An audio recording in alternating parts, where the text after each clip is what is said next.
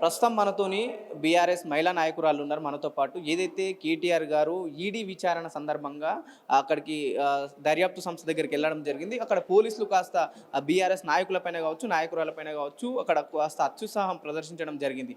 ఎందుకంటే గతంలో ఏదైతే కాంగ్రెస్ పార్టీకి చెందిన అగ్రనాయకుడు రాహుల్ గాంధీ ఈడీ విచారణకు హాజరైన సందర్భంలో ఎంతోమంది కాంగ్రెస్ కార్యకర్తలు వచ్చి ఇక్కడ కూడా ఇట్లాంటి పోలీసు వాళ్ళు ఇట్లా దురుసుగా ప్రవర్తించలేరు. కానీ ఈరోజు తెలంగాణ రాష్ట్రంలో కాంగ్రెస్ పార్టీ అధికారంలో ఉంది.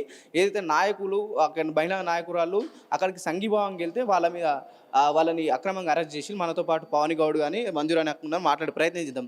ఏంటి పొద్దున సంఘీభావం తెలపడానికి కేటీఆర్ గారికి ఈడీ ఆఫీస్కి వెళ్ళడం జరిగింది. పోలీసులు ఏంటి ఎందుకు అత్యుత్సాహం ప్రదర్శించాల్సి వస్తుందంటే ఏం చెప్తారు? మేము సాధారణంగా సంఘీభావం తెలపడానికి వెళ్ళినాం. ఎలాంటి అమానవీయ సంఘటనలు కానీ ఎలాంటి కానీ మేము చేయలేదు. ఎవరిని కానీ దూషించడం కూడా చేయలేదు. మీడియా మిత్రులు వస్తే ఎవరైతే మీడియా మిత్రులతో మేము మాట్లాడుతున్నామో మీడియా మిత్రుల సాక్షిగా మమ్మల్ని పోలీసులు లాక్కెళ్ళి వ్యాన్లలో ఎక్కించడం జరిగింది. పొద్దున్న నుంచి ఇప్పటి వరకు దాదాపుగా సాయంత్రం 6-7 గంటల వరకు 5-6 గంటల వరకు వాళ్ళ పోలీస్ స్టేషన్లో పెట్టుకొని ఇప్పుడు పంపించేసిండ్రు. వచ్చినాము. కానీ ఎంత అత్యుత్సాహం ప్రదర్శిస్తున్నారంటే పోలీసు వాళ్ళు ప్రజాపాలన అన్నాడు, ఇందిరమ్మ రాజ్యం అన్నాడు, ఎమర్జెన్సీ కాలాన్ని తీసుకొచ్చిండు రేవంత్ రెడ్డి, ప్రశ్నించే గొంతును అని అన్నాడు. ప్రశ్నిస్తే తట్టుకోలేక ఇన్ని రోజులు నిర్బంధాలు చేసిండు, అరెస్టులు చేసిండు, ఎన్నో బెదిరింపులు చేసిండు, అన్నీ అయిపోయినాయి. ఈరోజు శాంతియుతంగా సంఘీభావం తెలపడానికి మా రామన్న గారి మా నాయకుడికి సంఘీభావం తెలపడానికి పోతే కూడా అక్రమంగా నిర్బంధించిండ్రు. అక్కడ మీరేమైనా ధర్నా లాంటివి కానీ లేకపోతే ర్యాలీకి వెళ్ళారా? ర్యాలీ లేదు, ధర్నా లేదు, ఏం లేదు. ఊరికే నిలబడ్డము. ప్రెస్ మీడియా మిత్రులు కనబడితే మాట్లాడినాం అంతే తప్ప మేము అక్కడ ఎలాంటి సంఘటనలు చేయలేదు, ధర్నాలు చేయలేదు, దాడులు చేయలేదు.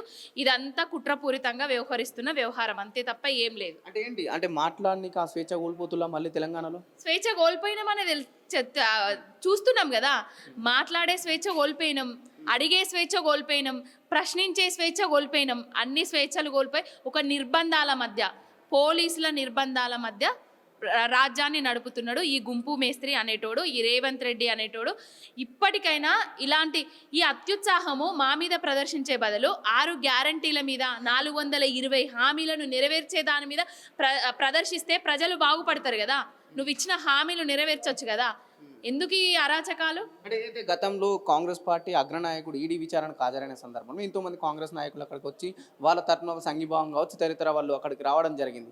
ఎందుకు అప్పుడు జరిగిన సంఘటనలు ఇప్పుడు తెలంగాణ రాష్ట్రంలో ఎందుకు జరుగుతున్నాయంటే ఏం చెప్తారు? ఇప్పుడు ఎందుకు జరుగుతున్నాయి అంటే కొత్త రాజ్యం వచ్చింది కదా. కొత్త ఎవరు మన రేవంత్ వర్యులు రాజకీయం నడుస్తుంది కదా. అందుకే ఇలాంటి సంఘటనలు జరుగుతున్నాయి. ఇదివరకు రేవంత్ రెడ్డి లేడు కాబట్టి ఆ రాహుల్ గాంధీ వచ్చిండు, ఈడీ దగ్గర ఏదో చేసిండు, వాళ్ళకు వేరే, ఇప్పుడు మాకు వేరే నడుస్తున్నది. అంటే వాళ్ళ అగ్రనాయకుడు జరిగింది ఇక్కడ అంటే ఆ సేమ్ చూపిస్తలేరా, సమానత్వం పాటిస్తలేదా కాంగ్రెస్ పార్టీ? ఇక్కడ సమానత్వం లేదు, ఏది లేదు.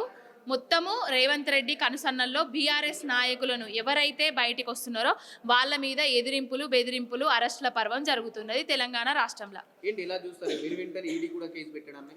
ఇప్పుడు చోటేబాయి సిబిఐని పంపిండు, బడేబాయి మోడీ గారు ఈడీని పంపిండు. చోటేబాయి బడేబాయి ములాఖతుతోటే బీఆర్ఎస్ పార్టీని ఏదో చేద్దామని చూస్తున్నారు.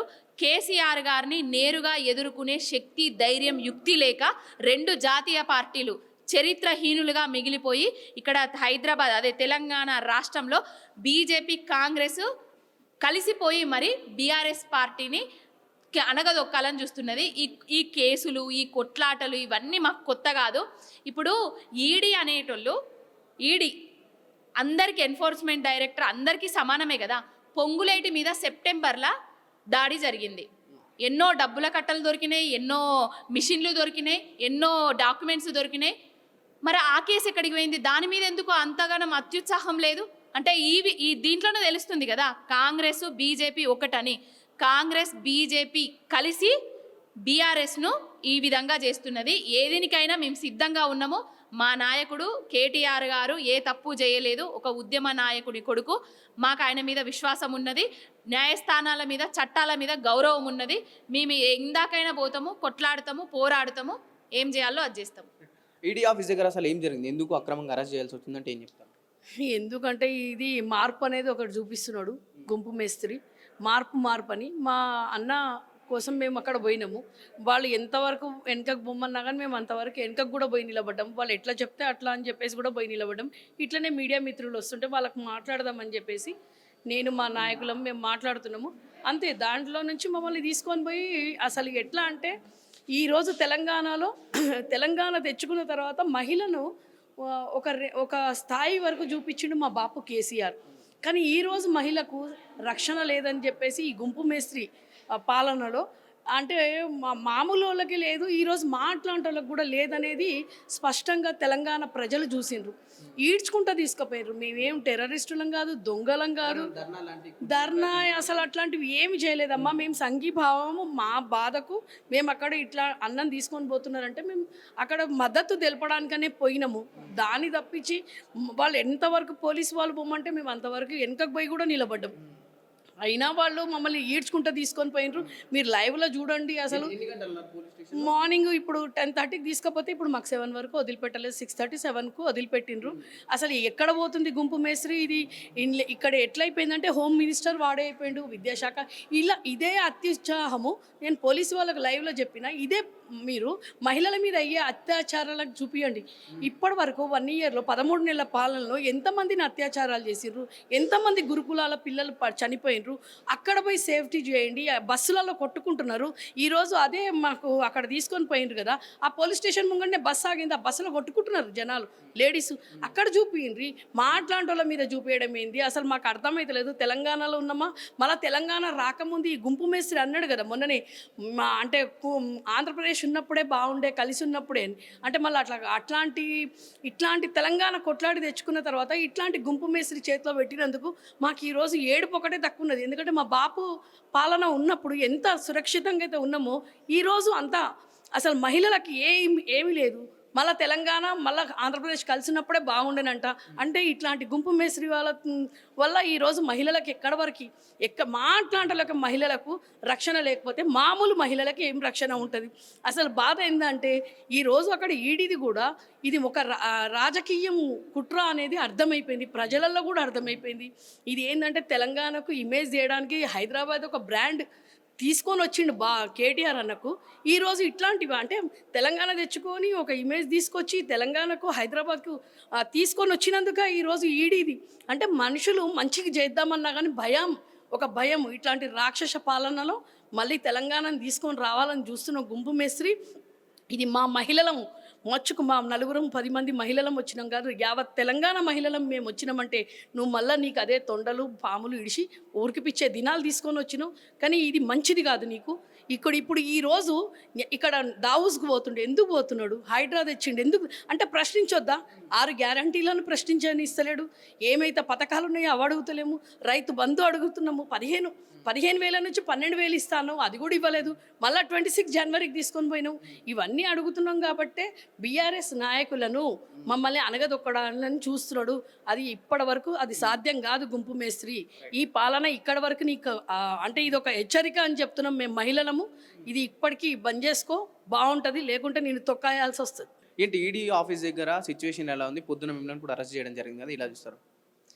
ఈడీ ఆఫీస్ దగ్గర సిచ్యువేషన్ ఎట్లుందంటే మేము సంఘీభావం తెలపడానికి వెళ్ళినాము రామన్నతోటి. కేవలము ఇక్కడ వచ్చేసి ఏంటిదంటే 100 కోట్లు ఆ కంపెనీ పెట్టినప్పుడు 40-50 కోట్లు మన బీఆర్ఎస్ పార్టీ అప్పుడు పెట్టిన తర్వాత మనకు 700 కోట్ల లాభం వచ్చింది. ఆ లాభాన్ని మాత్రము మన గుంపు మేస్త్రి చూపించకుండా ఏదో జరిగింది, ఏదో నష్టం జరిగినట్టు చూపిస్తున్నాడు. కానీ అది మొత్తం తప్పు. ప్రపంచ దేశాలన్నీ తిరిగి హైదరాబాద్ వైపు చూసేటట్టు చేసింది రామన్న. ఒక మంచి పని చేసిండు. అటువంటి పథకాలు కొన్ని పథకాలు తీసుకుని వచ్చిండు కదా కేసీఆర్ గారు. ఆ పథకాలకు అప్పుడు మనకు బీజేపీ కానీ కాంగ్రెస్ పార్టీ కానీ డబ్బులు అయితే ఇవ్వలేదు కదా. ఇటువంటి మంచి పనులు చేసి దాంతో వచ్చిన ఇన్కమ్ తోటి అనేక పథకాలు అమలు చేసి 200 ఉన్న పింఛన్ని 2,000 చేయడం కానీ ఇదేంది ఇట్లా అప్పులు తీసుకున్నారని చెప్తారు. అప్పులు తీసుకున్నప్పుడు కాళేశ్వరం ప్రాజెక్టు కానీ ఇటువంటి ప్రాజెక్టులు కట్టిండ్రు. ఇటువంటి మంచి పనులు చేసి ఎన్నో పథకాలు అమలు చేసిండ్రు. ఇప్పుడు వచ్చేసి ఏంటిదంటే రామన్న అరెస్ట్ అసలు ఈ అరెస్ట్ అనే నాటకం ఎందుకు తెరపైకి తీసుకొని వచ్చిందంటే ఇప్పుడు 6 గ్యారంటీలు ఇచ్చినవి నెరవేర్చాలి, 420 హామీలు ఇచ్చిండు, అది ఏదో ఒకటి నెరవేర్చాడు. అది ప్రజలకు, తెలంగాణ ప్రజలకు అర్థమైంది కాబట్టి ఏదో సమయం అయితే ముందుకెళ్ళాలి కాబట్టి ఆ సమయాన్ని టైంపాస్ చేయడానికి ఇప్పుడు ఈ లొటపీస్ కేసు తీసుకొని వచ్చి ముందు కూర్చోబెట్టిండు. ఎందుకంటే దీంట్లో ఏదో జరిగింది. ఎప్పుడైనా రామన్న చేసిన పనికి తెలంగాణలో ఏదైనా నష్టం జరిగితే నువ్వు అడుగు. దానివల్ల 700 కోట్ల ఇన్కమ్ వచ్చినప్పుడు నువ్వు అడగడానికి ఆస్కారమే లేదు. నువ్వు వచ్చినప్పటి నుండి ఎంత సంపాదన తెలంగాణ ప్రజల్లో సృష్టించినావు, ఎంతమందికి తెలంగాణ ప్రజలకు పంచిపెట్టినావు? కేవలం అప్పులు తప్ప నువ్వు చేసిందేంది తెలంగాణకు, నువ్వు ఇచ్చిందేంది? నేను చెప్పేది ఒకటే, రామన్నను అసలు అరెస్ట్ చేయడానికి అవసరమే లేదు. అందులో ఒక్క నయా పైసా కూడా వెనుక ముందు ఏం జరగలేదు, లాభమే వచ్చింది, తెలంగాణకు నష్టమే జరగలేదు.